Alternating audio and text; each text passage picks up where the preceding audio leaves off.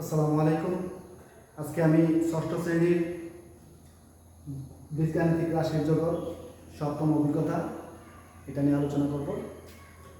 তো প্রিয় শিক্ষার্থীরা, এই বীজগাণিতিক রাশির যে জগৎটা আছে এটা কিন্তু শুধু ষষ্ঠ শ্রেণীর জন্য না, সপ্তম, অষ্টম, নবম, দশম সব ক্লাসেই কাজে লাগে। কারণ তুমি যদি চলক, সহগ, বীজগাণিতিক রাশি, পদ, সদৃশ পদ, বিসদৃশ পদ, ধ্রুবক এগুলো না ছিল তাহলে তুমি বীজগণিত অঙ্ক করতে পারবে না, এই জিনিসটা আসলে বুঝবে না। তো আজকে আমি তোমাদেরকে এই বীজগাণিতিক রাশির জগৎ নিয়ে আলোচনা করব। তো প্রথমে আসো প্রক্রিয়া চিহ্ন কি। তো প্রক্রিয়া চিহ্ন হচ্ছে প্লাস, মাইনাস, ইন্টু, ডিভিশন, এগুলো প্রক্রিয়া চিহ্ন। ওকে, প্রক্রিয়া চিহ্ন ছাড়াও আরও কিছু সম্পর্ক চিহ্ন আছে আজকে। তো যাই হোক, সম্পর্ক চিহ্ন নিয়ে পরবর্তীতে আলোচনা করবো। তো প্রক্রিয়া চিহ্ন হচ্ছে প্লাস, মাইনাস, ইন্টু, ডিভিশন। তারপর প্রতীক। বীজগণিতে দুই ধরনের প্রতীক আছে, একটা হচ্ছে অঙ্ক প্রতীক আর একটা হচ্ছে সংখ্যা প্রতীক। তো অঙ্ক প্রতীকের মধ্যে আছে 0, 1, 2, 3, 4, 5, 6, 7, 8, 9 এবং অক্ষর প্রতীকের মধ্যে ইংরেজি স্মল লেটার, ছোট হাতের অক্ষর A, B, C, D, E, F, X, Y, Z, এগুলো হচ্ছে অক্ষর প্রতীক। চলক, এই চলক জিনিসটা আসলে বুঝতে হবে। চলক জিনিসটা আসলে কি? চলক হচ্ছে যার মান অজানা, আমরা এটার মান জানি না এবং মানটা কি পরিবর্তনশীল। তো আপাতত আমরা ধরে নিতে পারি ইংরেজি স্মল লেটার বা ছোট হাতের যে অক্ষরগুলো আছে আমাদের বীজগণিতিক রাশির মধ্যে থাকবে। যদি বীজগণিত ধরে নিলাম, এখানে নিলাম 4x, তো 4 এর সাথে কি আছে ইংরেজি স্মল লেটার x। এই x কে আমরা কি করব বীজগণিতীয় চলক। কেন চলক বললাম? এটার মান অজানা এবং এটার মান জানি না, পরিবর্তনশীল হতে পারে, যে যা কিছু হতে পারে।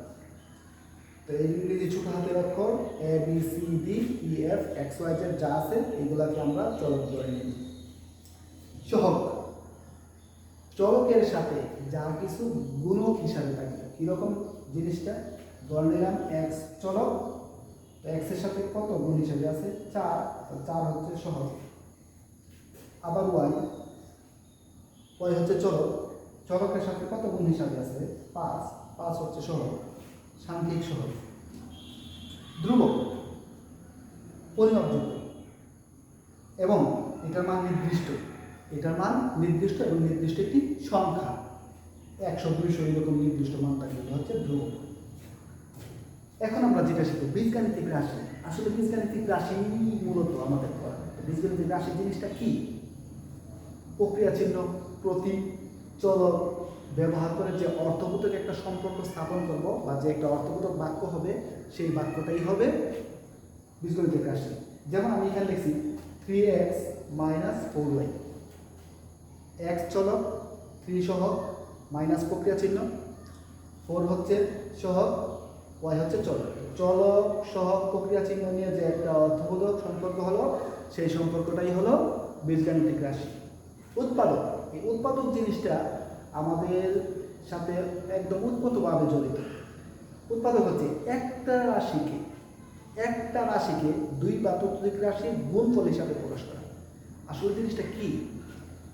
এই যে এখানে লিখলাম 2x², এটা একটা রাশি। এই একটা রাশিকে দুই বা ততোধিক রাশির গুণফল হিসাবে প্রকাশ করব। কিভাবে? এই যে 2x², 2 কিন্তু 2, তো x² মানে x গুণ x। তো এখানে একটা রাশিকে কয়টা রাশির গুণফল হিসাবে পেলাম? 3টা রাশির গুণফল হিসাবে পেলাম। এটা হচ্ছে আমাদের উৎপাদক। ওকে, এখন আমরা দেখব পদ। বীজগণিত রাশি যে অংশ প্লাস এবং মাইনাস দ্বারা সংযুক্ত থাকে সেটা হচ্ছে পদ। কিরকম? এই দেখো, মাইনাসের আগে একটা অংশ, মাইনাসের পরে আর একটা অংশ। প্রশ্ন হলো এটা কেন নিলাম না? দেখো এখানে ইনটু এবং ডিভিশন থাকলে সেটা পদের অন্তর্ভুক্ত হবে না। কি বললাম?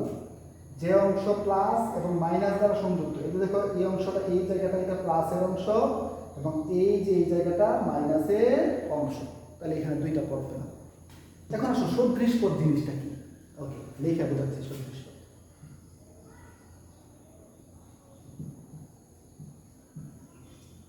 লিখলাম 3xy, লিখলাম 4xy। দেখো এখানে সহগ বাদ দিয়ে, কি বললাম, সহগ বাদ দিয়ে, সহগ জিনিসটা কি, এই যে 4 3 সহগ, এই 4 সহগ, সহগ বাদ দিয়ে যদি বাকি এই রাশির উৎপাদক এবং এই রাশির উৎপাদক একই হয়, সেটাই সদৃশ পদ। আবার বলছি, এই যে 3 সহগ, এই 4 সহগ, যদি বীজগণিত রাশির সহগ বাদ দিয়ে, সাংখ্যিক সহগ বাদ দিয়ে যেই উৎপাদক থাকবে, যেমন এক্স একটা উৎপাদক, এখানে এক্স উৎপাদক, এখানে ওয়াই উৎপাদক, এখানে ওয়াই উৎপাদক, তাহলে তারা কি একই না? তাহলে এটা হচ্ছে সদৃশ পদ। এখন বিসদৃশ পদটা কি?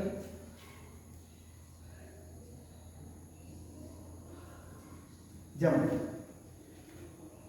সাংখ্যিক সহগ ছাড়া, সাংখ্যিক সহগ 9, সাংখ্যিক সহগ 9 বাদ দিলাম। দেখো এখানে আছে এক্স, একটা উৎপাদক শুধুই এক্স, আর এখানে এক্স স্কোয়ার মানে হচ্ছে এক্স দুইটা, ঠিক আছে? তার মানে এই এক্স এখানে উৎপাদক এবং এখানে উৎপাদক একই রকম নয়। যদি উৎপাদক একই রকম না থাকে সেটা সদৃশ পদ নয়, সেটা হচ্ছে বিসদৃশ পদ। তারপরে অর্থ, বীজগণিতিক বিভিন্ন বাক্যের কি অর্থ প্রকাশ করে সেটা আমরা একটু দেখবো। 4x মানে হচ্ছে x এর 4 গুণ, তো যদি 5x লিখি x এর 5 গুণ, তো 3x - 2y দ্বারা কি বোঝায়?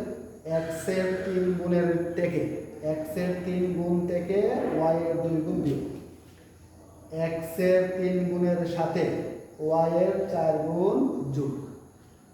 সবাইকে ধন্যবাদ।